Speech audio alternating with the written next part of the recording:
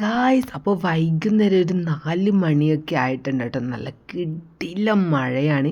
മഴയെ നോക്കിയിരിക്കുകയാണ് കേട്ടോ എൻ്റെ തുങ്കു. നല്ല ഇടിയും മിന്നലും കാറ്റും മഴയും നൈസ് വൈബേനും ഗൈസ്. അപ്പോൾ ഈ സമയത്ത് നമുക്ക് ചൂടോടെ എന്തെങ്കിലും തിന്നാൻ തോന്നില്ലേ. ഞാനിപ്പോൾ തുങ്കൂന്ന് വിളിച്ചപ്പോൾ തിരിഞ്ഞു നോക്കിയതാണ് കേട്ടോ നിങ്ങൾ കണ്ടത്. വേറെ ഒന്നും ഉണ്ടായില്ല ഗൈസ്. കുറച്ച് ഓട്സ് എടുത്ത് ഞാൻ കാച്ചിട്ടുണ്ടായിരുന്നു. ഈ കാണുന്നത് പഴമാണ് കേട്ടോ. ജസ്റ്റ് പഴം ഒന്ന് ഞാൻ മുറിച്ചിട്ടതാണ്.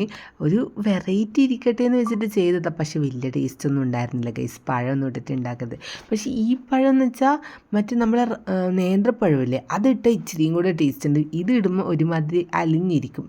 എന്നാലും കുഴപ്പമില്ല. തേങ്ങയൊക്കെ ഇട്ടിട്ടാണ് ആക്കിയിട്ടുണ്ടായത്.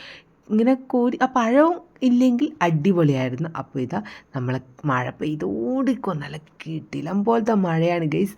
നല്ല തണുപ്പും കാറ്റും ചൂടുള്ള ഓട്സും.